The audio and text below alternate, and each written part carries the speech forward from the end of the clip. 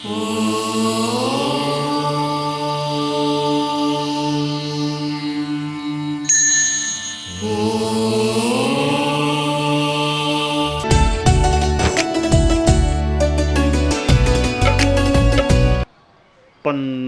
च सुरेन्द्रे च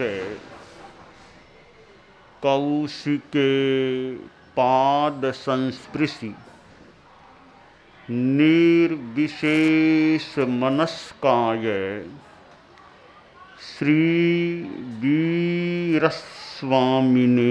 नमः।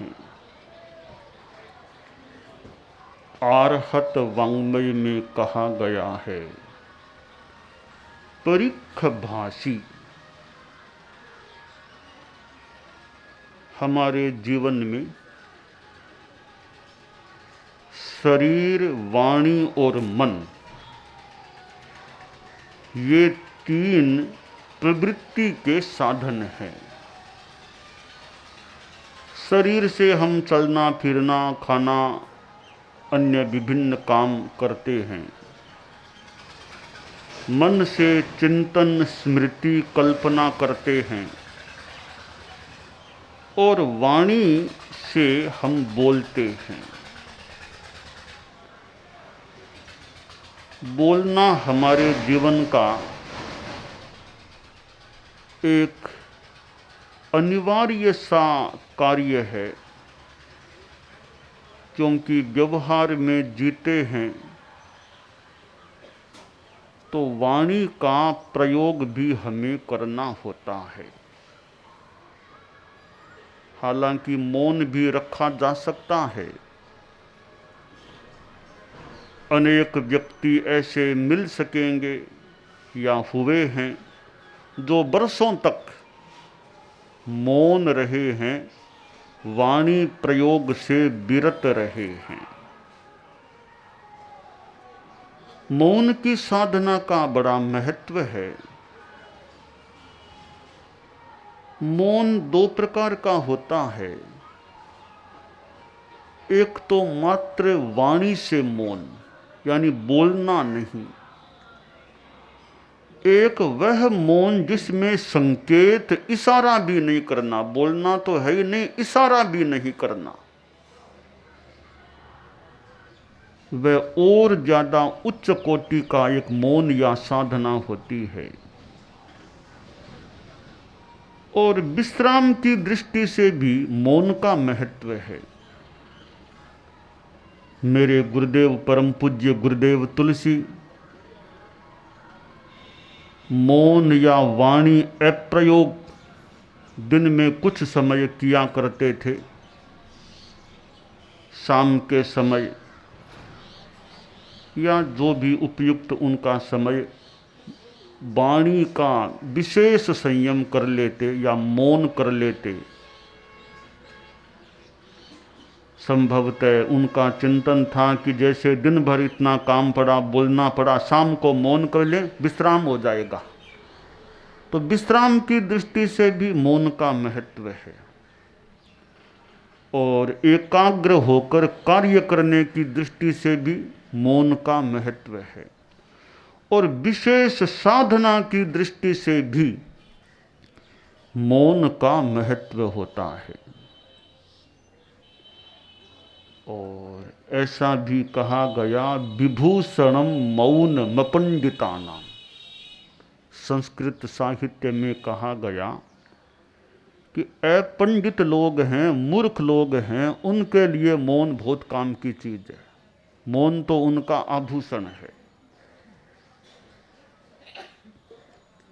बात आती है, एक बार बादशाह अकबर ने बीरबल से कह दिया कि बीरबल, तुम तो बड़े बुद्धिमान हो, तुम्हारा पिता कैसा होगा? मैं कभी तुम्हारे पिता से मिलना चाहता हूं। बीरबल ने सोचा कि पिताजी से मिलकर ये क्या करेंगे। यानी पिताजी संभवतः इतने कोई प्रबुद्ध नहीं थे, बहुत ही सामान्य थे। तो उनसे मिलकर ये क्या करेंगे।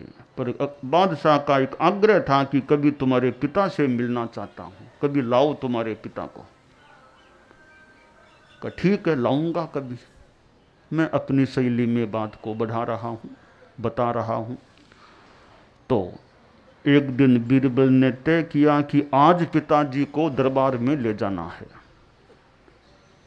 तो पिताजी से कहा आज आपको बादशाह के पास चलना है, वे आपको देखना चाहते हैं। तो पिता ने कहा वहां क्या करना होगा। करना कुछ नहीं है, बिल्कुल मौन रहना, बिल्कुल मत बोलना, कुछ भी पूछे तो बोलना बिल्कुल मत, बस एक ही ध्यान रखना, बोलना नहीं है। तो ठीक है। पिताजी को बीरबल ले गया बादशाह के पास।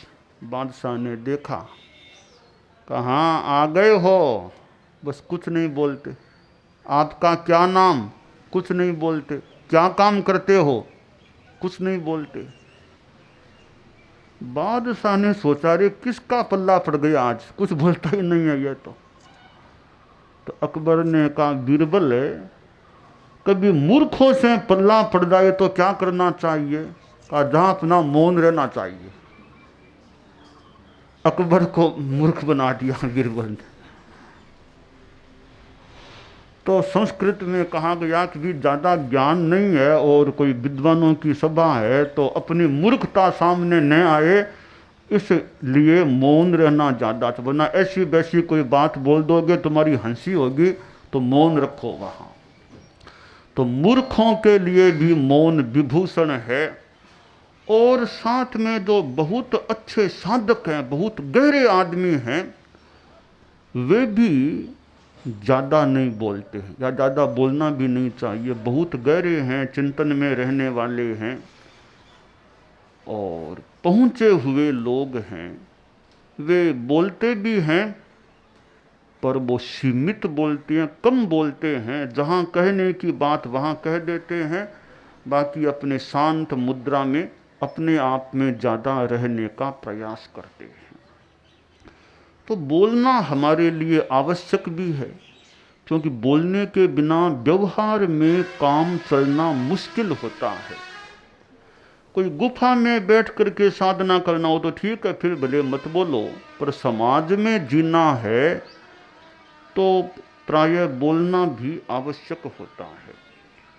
तो बोलने की दृष्टि से 4 महत्वपूर्ण सूत्र हैं, जिससे हमारा मौन भी, संयम भी रहे वाणी का, बोलना भी अच्छा हो जाए, साधना भी हो जाए। 4 सूत्रों में पहला सूत्र है मितभाषिता, कि सीमित बोलो, ज्यादा मत बोलो। बोलो, बोलने की ना नहीं, ज्यादा मत बोलो, अनावश्यक मत बोलो। एक बात को आप 5 मिनट में बता सकते हैं तो किसी के 25 मिनट क्यों खराब किए जाएं। संक्षेप में बात बताई जा सकती है तो किसी का ज़्यादा टाइम क्यों लिया जाए। अगले के और भी तो काम होंगे ना, वो कोई निकम्मा थोड़ा ही है। तो हम थोड़े में बात बता सकते हैं, सामने वाला समझ भी सकता है। तो बात को बिना मतलब लंबाना नहीं चाहिए।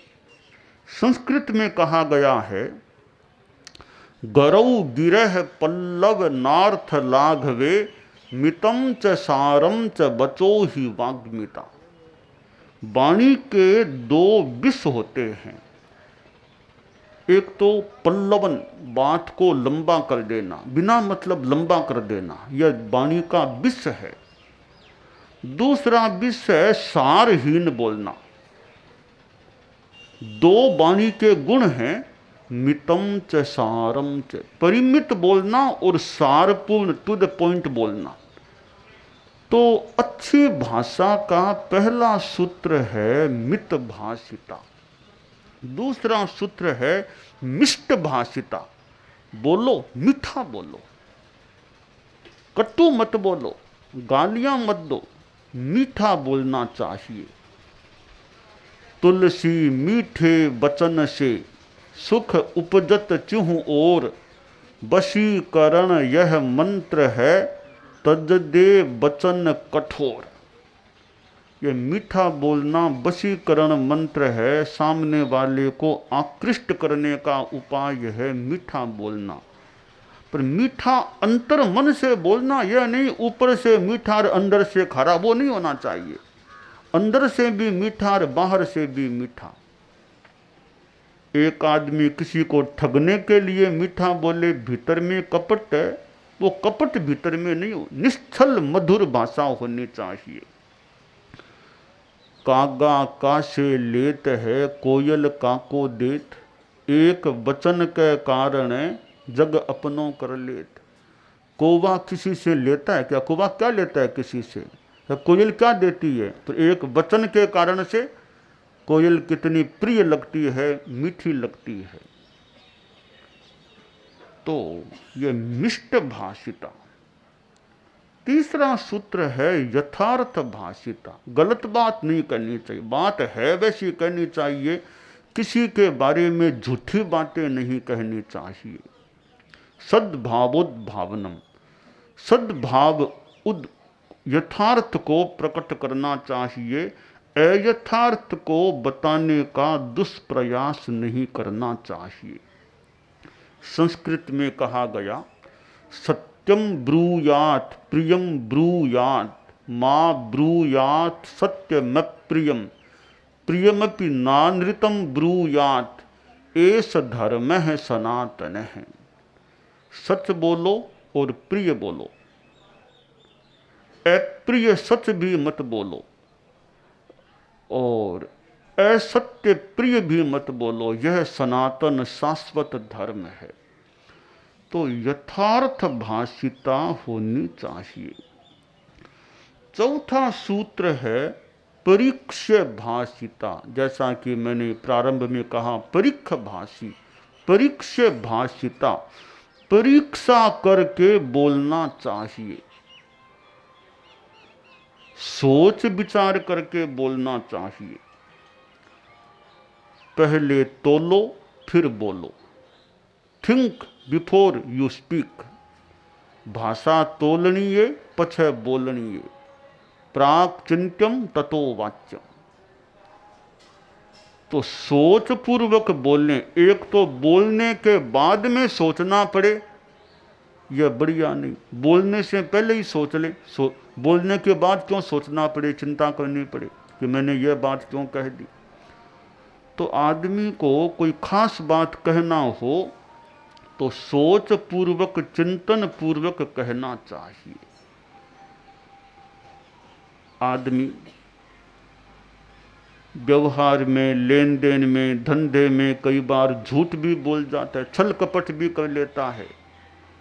एक बार अपना काम निकालने के लिए झूठ, असत्य का प्रयोग कर लेता है, तो कई बार पाप का घड़ा फूट भी जाता है। गुरुदेव तुलसी के अनेक गीत हैं। परम पूज्य आचार्य महाप्रज्ञ जी भी कुछ गीतों की रचना करते थे, की थी। साहित्य तो उनका विपुल मात्रा में है। एक गीत में, एक पद्य में कहा गया, एक बार तो झूठ साच कर काम सार ले आप रो। एक बार तो झूठ साच कर काम सार ले मोड़ो बेगो फूट्या सरसी घड़ो भरी जा। मोड़ो बेगो फूट्या सरसी घड़ो भरी जा। लखना स्यूं आखिर आवे पान की पश्चाताप है। कपटाई कर झूठ बोलनो जग में मोटो। सत्य सत्यवादिता सधन थास्यूं तो रहनो चुपचाप है। कपटाई कर झूठ बोलनो जग में मोटो पाप है। तो ये भाषा विज्ञान या कलापूर्ण भाषा के ये सूत्र हैं 4। मित भाषिता, मिष्ट भाषिता, यथार्थ भाषिता, परीक्ष्य भाषिता। और जितना हो सके उतना मौन भी बढ़िया है। दिन में 1 घंटा 2 घंटा अनुकूलता हो, सुविधा हो तो वह मौन भी करना चाहिए कि दिन में आधा घंटा मौन करके अपना अच्छा कोई आध्यात्मिक चिंतन मंथन सामायिक आदि करे, काम करे, तो वह भी मौन का सुंदर प्रयोग है। और उस मौन में कठिनाई है तो यह ध्यान रखो, मित भाषिता, ज़्यादा नहीं बोलना, बस अपेक्षा हो उतना बोलना, बाकी अपना शांत रहना, बिना मतलब की बातें नहीं करना। तो हमें यह सोचना चाहिए कि पाप कर्म के बंधन से हम जितना बच सकें बचें। और बोलने के द्वारा भी पाप कर्म का बंध हो सकता है। अगर झूठी बातें किसी के बारे में कहते हैं, गुस्से में आकर के हम बोलते हैं, कटु बोलते हैं, कर्कश गालियां देते हैं, तो यह हमारे पाप कर्म के बंध का कारण है। तो हम वाणी पर ध्यान दे लें कि वाणी का संयम करें और वाणी से कोई अच्छा स्वाध्याय करें, जप करें, अच्छी ध्वनि करें, ओम जैसे मंत्रों की ध्वनि करें, अरहम की ध्वनि करें। वो बहुत अच्छा प्रयोग है वाणी का, वाणी का बढ़िया उपयोग है। जैसे ओम की ध्वनि करनी है, बहुत शांत भाव से लंबा सांस लेते हुए श्वास निकाल करके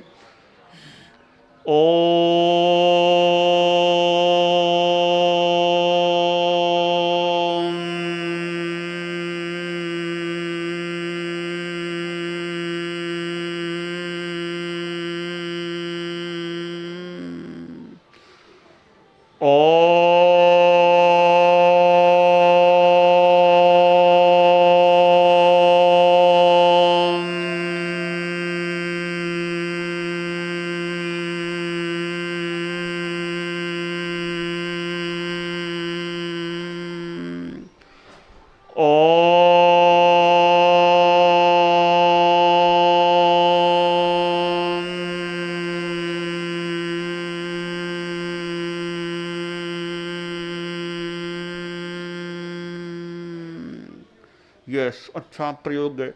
या परमात्मा की, परम विशिष्ट आत्माओं की स्तुति करें वाणी के द्वारा, भगवान का भजन कर लें, गीत गाएं, ढाल गाएं, तो वह स्वाध्याय भी है और परम विशिष्ट आत्माओं की स्तुति भी हो जाती है। और जो वीतराग आत्मा की स्तुति है वो हमारी आत्मा की शुद्धि में भी सहायक बनती है। परमात्मा जो परम तत्व है, परम विशुद्ध आत्मा है, उनका स्मरण करें और विशुद्ध भावना से स्मरण करें तो उससे शांति भी मिल सकती है और शुद्धि भी मिल सकती है। तो परमात्मा का स्मरण भी करना चाहिए और जो विशिष्ट महापुरुष हुए हैं उनका स्मरण करें तो वाणी के द्वारा यूँ स्वाध्याय भी किया जा सकता है। तो आज के वक्तव्य में मैंने वाणी के कलात्मक प्रयोग के संदर्भ में कुछ बताने का प्रयास किया है। दानान सिद्धम अभयपयाणम सच्चे सुया अणवज्जं वयन्ति तवे सुया उत्तम बंभचेरम लोगुत्तमे समनेणाय।